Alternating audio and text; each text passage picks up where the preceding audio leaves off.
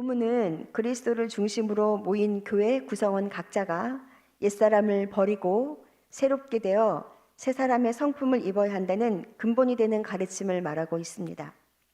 이 가르침을 보다 구체적으로 실생활에서 어떻게 살아낼 수 있는지를 알려주고 있는데요.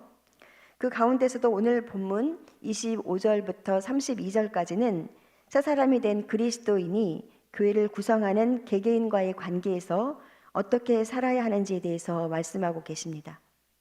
25절부터 29절에서는 대인 관계를 통해 마귀가 틈탈 기회를 주지 말아야 한다고 말씀하고 계시고요. 30절에서 32절에서는 대인 관계의 잘못으로 성령을 근심케 해서는 안 된다고 교훈하고 있습니다. 먼저 25절에서 바울은 에베소 교회 성도들에게 지체인 그 이웃으로 더불어 참된 것을 말하라고 교훈하며 거짓을 버리는 것이 먼저임을 말하고 있습니다. 진리 안에서 의와 거룩함으로 재창조된 자는 거짓과 상관없는 삶을 살아야 한다고 말하고 있는 거죠. 새 사람은 거짓말을 버리고 참된 것을 말해야 한다는 겁니다. 성도는 거짓을 버리고 참된 것을 말함으로써 정직하고 믿을 만한 사람이 되어야 한다는 것이죠. 이런 점에서 볼 때 본절에서 거짓에 해당되는 푸시오도스는 참된 것과 정반대되는 기만, 또 허위 등 진실되지 못한 행위를 총체적으로 일컫는 단어인데요.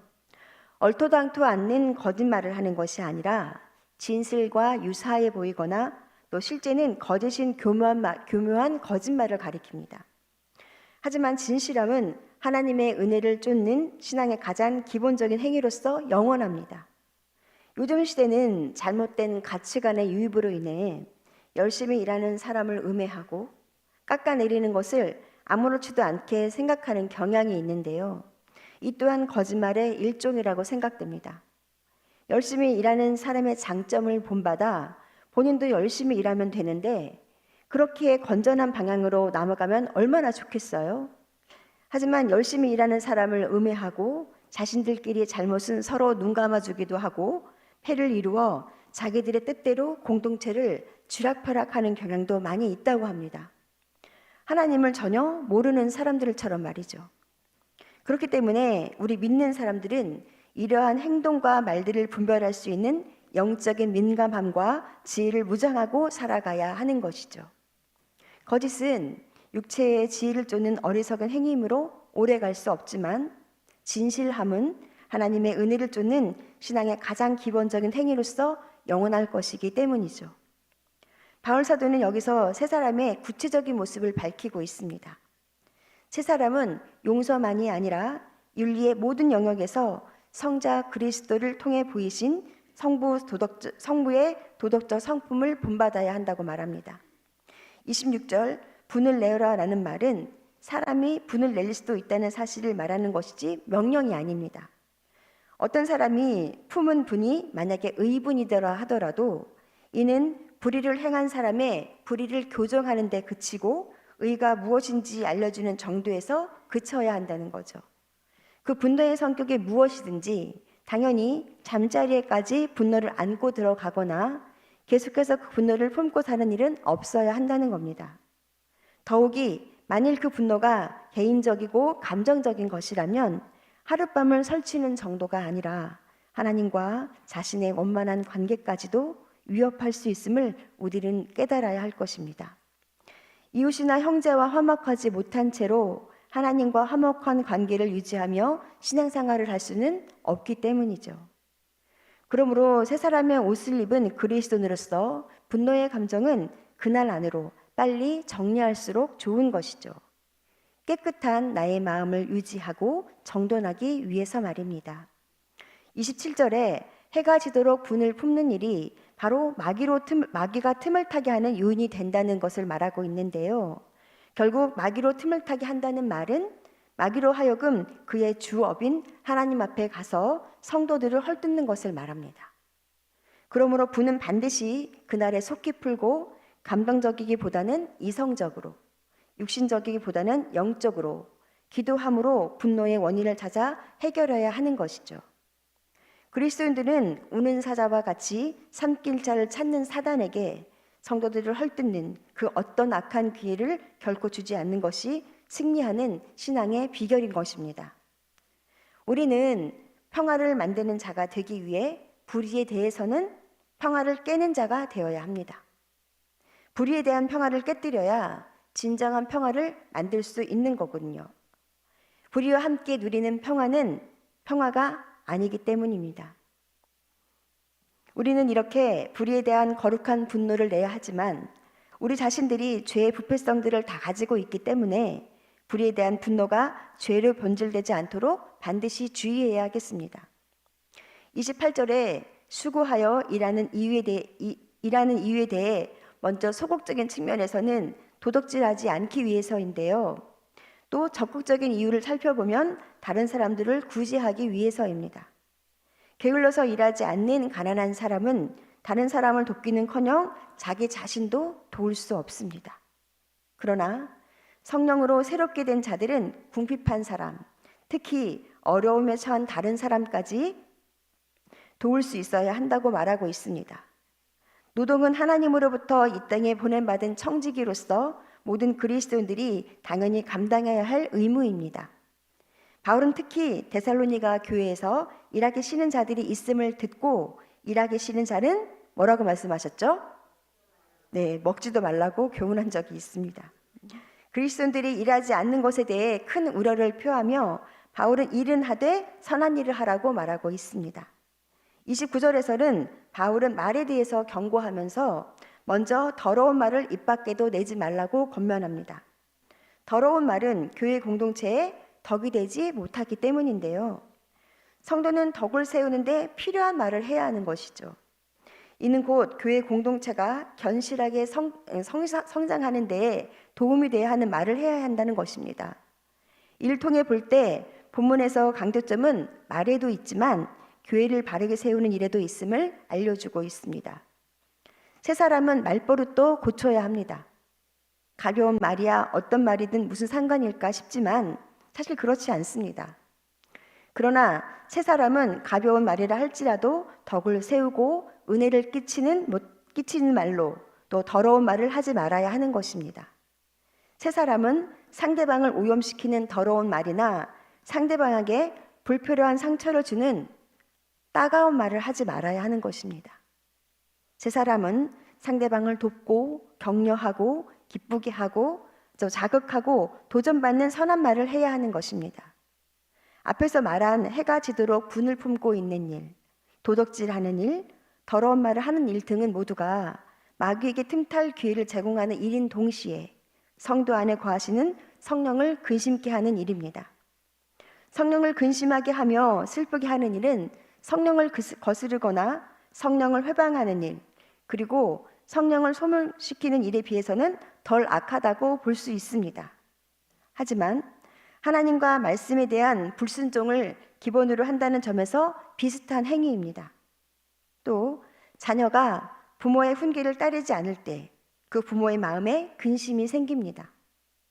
그런 것처럼 성도가 하나님의 마음에 불순종할 때 성령님을 근심에 빠뜨리게 하는 것입니다. 성도들은 성령에 의해 하나님의 것임으로 불의를 행함으로 자신들 안에 내주에 계신 성령을 근심하게 해서는 안 됨을 말하는 것이죠. 이러한 인치심은 성령의 인도를 받는 성도의 삶에서 그의 구원이 완성되는 그날까지 계속됩니다.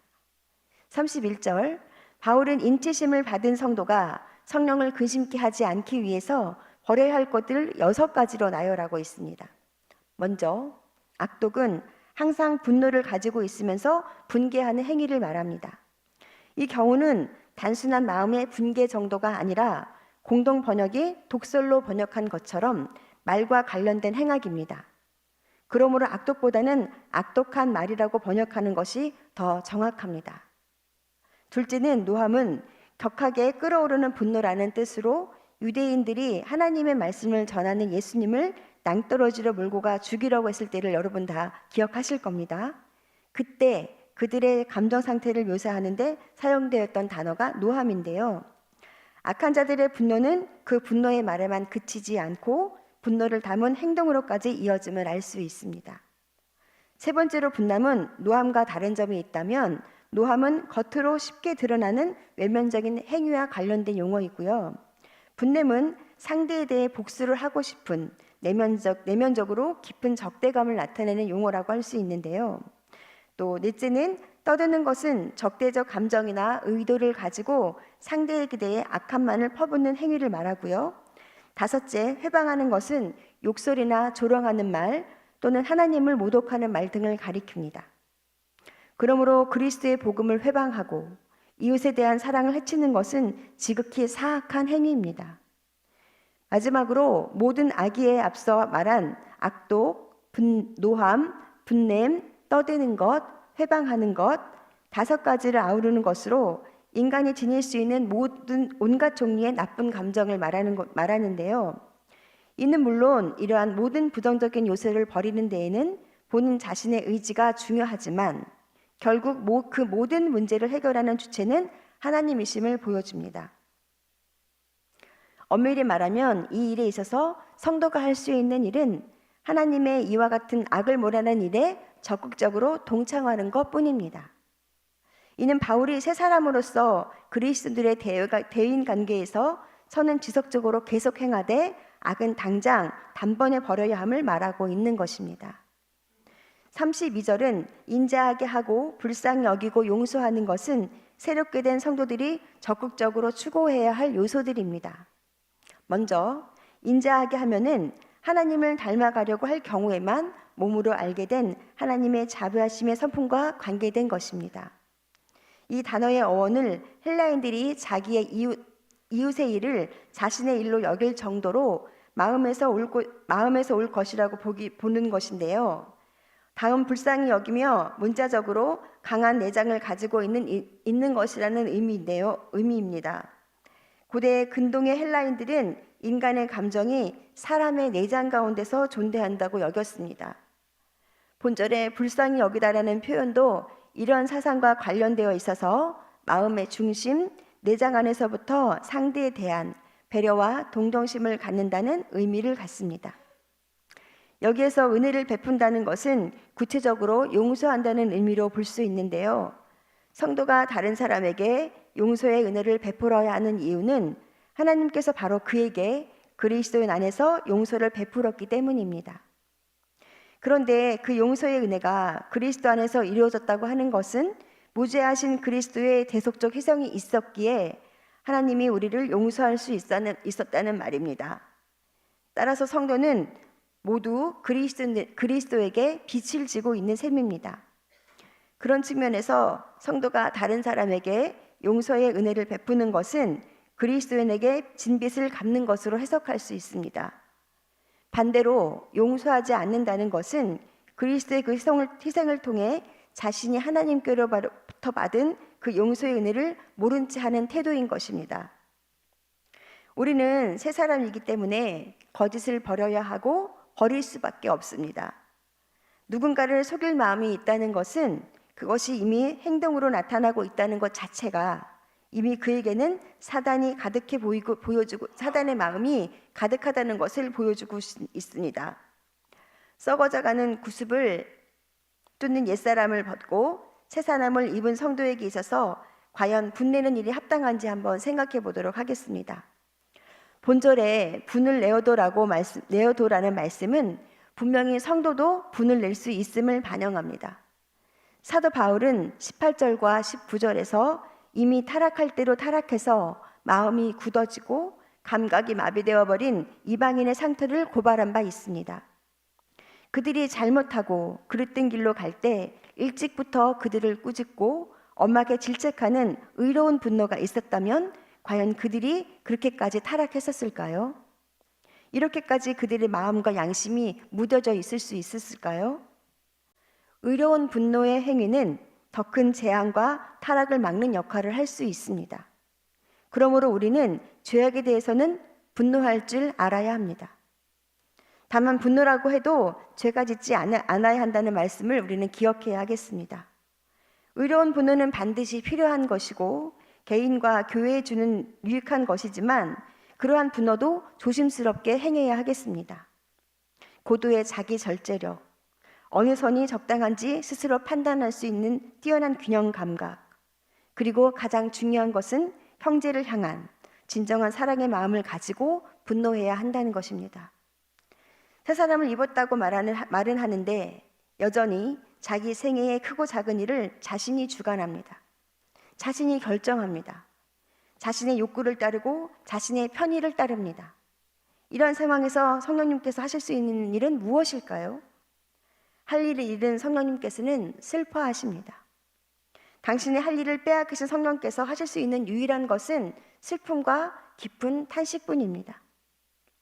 새 사람을 입은 성도는 비록 자기에게 상처를 입히는 원수와 같은 사람일지라도 그를 미워하거나 그에게 기쁜 악심을 품거나 해서는 안 됩니다. 오히려 적극적으로 그를 용서하고 인자하게 대하고 불쌍히 여기는 마음을 가져야 하는 것이죠. 우리 본성으로는 도저히 할 수 없는 일이니까 하나님의 용서를 생각하라는 것입니다. 하나님의 용서에는 제한이 없습니다. 하나님께서는 우리의 과거와 현재와 미래의 모든 죄를 용서해 주셨습니다. 아무리 큰 죄라도 다 용서해 주시는 분이시라는 사실을 마음에 새겨야 하는 것이죠. 그런데 하나님께서는 우리를 거저 용서하신 것이 아닙니다. 우리 죄에 대한 모든 형벌과 저주를 독생자 예수님께 내리심으로 용서하신 것입니다. 누가 여러분에게 어떤 상처를 입혔습니까? 혹시 어떤 인격적 모독을 여러분에게 주어 여러분의 가슴이 매우 아픈 상황에 계십니까? 어떤 망신을 주어서 여러분은 한없는 번민과 갈등 속에 지금 이 시간 살게 하고 있습니까? 이제 예수 그리스도의 십자가를 통해 주신 하나님의 용서를 생각하시기 원합니다. 묵상하고 또 묵상하기를 소망합니다. 우리는 힘써 새 사람에게 합당한 삶을 살아야 합니다. 거짓에서 참으로, 도둑질에서 구제로, 더러운 말에서 선한 말로, 악덕과 악의가 가득한 마음에서 인자와 용서와 긍휼이 넘치는 마음으로 실천해야 합니다. 만일 이런 마음이 없다면 그것은 아직 우리가 의와 거룩하심으로 지음받은 새 사람을 입지 않고 있다는 증거입니다. 새 사람을 입으라는 하나님의 명령을 거부하고 불순종하고 있음을 반영하는 것이죠. 그런 의미에서 이 시간 나 자신을 점검해 보는 시간 되기를 원합니다. 냉정하게 자기 자신을 돌아보시기 원합니다. 하나님 앞에서는 교회를 몇 년 다녔는가는 중요하지 않습니다. 어떤 직분을 갖고 있느냐도 중요하지 않죠. 얼마나 성경을 많이 알고 기도를 많이 하느냐도 역시 중요하지 않습니다. 가장 중요한 것은 바로 지금 내가 새 사람을 입고 있느냐 하는 것입니다. 거짓을 버리고 참된 것을 말하는 생활, 마귀가 틈을 타지 못하도록 속히 분을 풀어내는 생활, 도둑질하지 않고 제 손으로 수고하여 구제할 수 있는 생활, 더러운 말을 하지 않고 덕을 세우는 선한 말을 하는 생활, 모든 악덕과 노함과 분냄과 떠드는 것을 회방하는 것을 버리고 서로 인자하고 불쌍히 여기고 용서하는 생활이 될 것입니다. 오늘 이 자리에 모인 우리 모두에게 이와 같은 주님의 은혜가 넘쳐나기를 예수님의 이름으로 축복합니다.